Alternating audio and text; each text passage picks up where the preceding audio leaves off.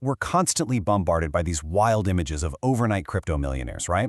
Or those lottery ticket tech startups, and just that endless, relentless highlight reel of social media wealth. It creates this massive illusion that building wealth is either some lightning strike of pure luck, or it's the result of a completely toxic, sleep-deprived 100-hour work week. Well, welcome to This Explainer. Today we're going to dive right into the psychological puzzle of building wealth, and we're going to absolutely shatter those myths. Because when you finally strip away all that noise and look at the actual underlying psychology, you find this one singular, fascinating trait that literally separates the people who build lasting wealth from, well, everyone else. So let's get into part one, the real secret to wealth. Let's look at this cultural myth of the grind.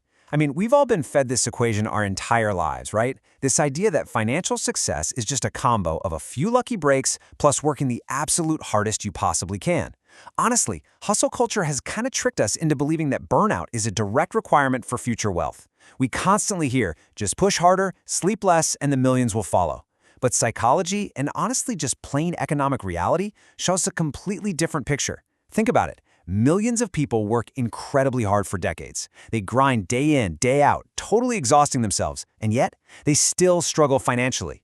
If sheer hard work and a bit of luck were the only secrets, literally every exhausted factory worker and double-shift waitress would be a millionaire. So what's the actual missing variable here? Well, it actually comes down to an entirely different mental framework. The real difference between those who just spin their wheels and those who steadily build wealth is one absolutely powerful overriding skill: self-control. That's it. That is the specific psychological trait that actually moves the needle. Now, I know what you're thinking. A lot of folks hear financial self-control and they immediately picture deprivation, living this miserable penny-pinching existence. But actually, scratch that.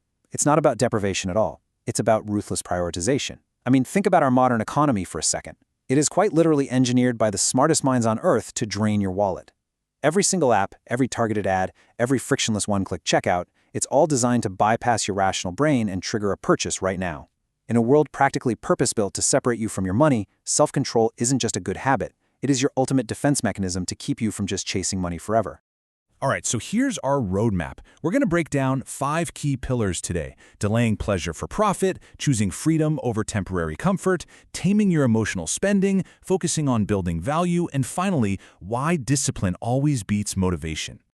Let's jump straight into Pillar 1, delaying pleasure for profit.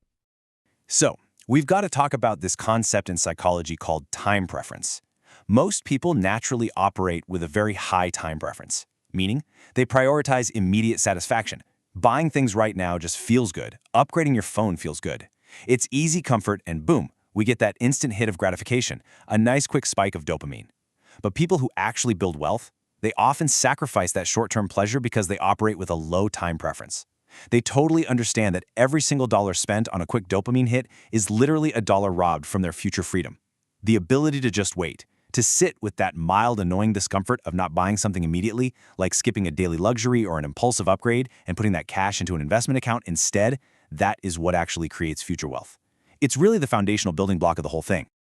Moving on to Pillar 2, choosing freedom over temporary comfort. Here's a wild thought. Building wealth actually requires you to fight your own biology. Seriously. To get this, we have to look at evolutionary psychology. Our human brains evolved in an environment of absolute scarcity. So thousands of years ago, if you found calories or resources, the most logical thing to do was consume them right that second, because tomorrow definitely wasn't guaranteed. And because of that ancient wiring, our brain's default mode naturally seeks out the path of least resistance. We crave comfort, easy entertainment, quick rewards, and short-term happiness. We are literally biologically hardwired to prioritize what feels good in this exact moment, which means the very concept of saving money for a retirement that's like 30 years away, it's biologically unnatural. Delayed gratification feels like an uphill battle simply because your DNA is actively fighting against it. So, knowing that temporary comfort often completely delays long-term success, how do wealthy people actually override this biology? Well, they do it by intentionally setting up their environment to make discipline easier than comfort. They basically introduce friction into their bad habits, like, for example, deleting saved credit card numbers from online stores. That way, an impulsive 2 a.m. purchase means you have to physically get out of bed and go find your wallet. And flip that around, they remove friction from their good habits by entirely automating their investments. If a chunk of your paycheck gets automatically routed to a brokerage account before you even see it, you don't have to rely on willpower every single day. You're training yourself and your environment to override your brain's default settings.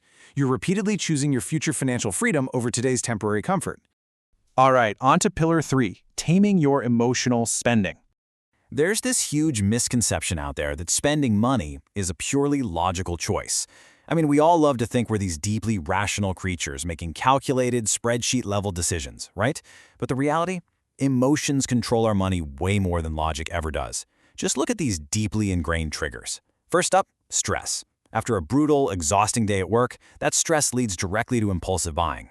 You know, like that wildly expensive takeout order you definitely didn't budget for, just to get a quick dopamine hit and feel a bit better.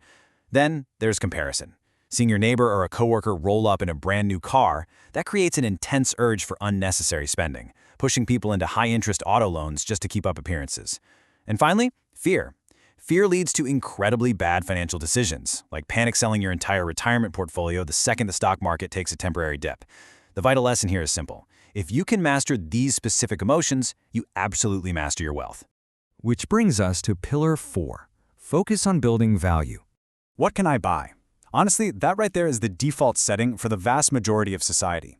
You really have to examine the fundamental question you subconsciously ask yourself the exact moment you get your paycheck. Most people operate with a consuming mindset. Literally, the second that direct deposit hits their account, they immediately look for a place to spend it. And this leads to a super dangerous psychological trap we call lifestyle creep. When these folks get a raise or a bonus at work, their very first thought is upgrading their lifestyle. A bigger apartment, nicer clothes, a luxury vacation. The what can I buy mindset just scales up as their income scales up. And that is exactly why you see so many people pulling in multiple six figures who are still living paycheck to paycheck. They're perpetually broke, regardless of how high their salary gets. But financially successful people, they think entirely differently. Instead of consuming, they focus on creating value by asking themselves, what can I build? They don't view money as a golden ticket for some shiny new toy. They view it as a tool, like a seed. When they get paid, they look to directly invest that capital into high-return areas. They invest in their skills, maybe taking a specialized course to increase their earning power. They invest in knowledge. They acquire cash-flowing assets. They create new opportunities. They completely shift their psychological framework from being a consumer to being a builder, because they understand that buying a high-income skill or an income-producing asset is how you effectively buy back your future time. And finally, Pillar 5, why discipline beats motivation. We really need to contrast the massive difference between a fleeting feeling and a permanent system. Look, we all know motivation feels incredible in the moment. When you first set a huge financial goal, or you watch a super inspiring video, you get this massive spike of dopamine. It feels unstoppable. But basic biochemistry dictates that this feeling is unreliable. It disappears quickly, totally depending on your mood, your energy levels, or just whatever happened that day. Discipline is the exact opposite. Discipline isn't a feeling at all. It's the unglamorous, quiet system you rely on when it's raining, you're exhausted from work, and the absolute last thing you want to do is stick to your budget.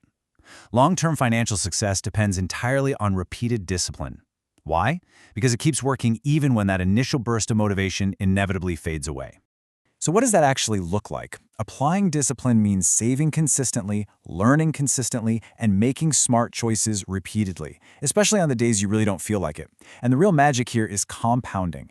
Discipline doesn't just apply to money, it compounds in your daily habits. When you consistently learn and consistently save, the results don't just add up over the years, they multiply over decades. This just beautifully illustrates that getting rich is rarely about discovering some magical, secret financial loophole. It's almost always about learning to control yourself and your impulses significantly better than everyone else does. So, here's our final takeaway. Opportunity or discipline? After unpacking all this underlying psychology of money in our explainer today, I really want to leave you with a final thought to reflect on.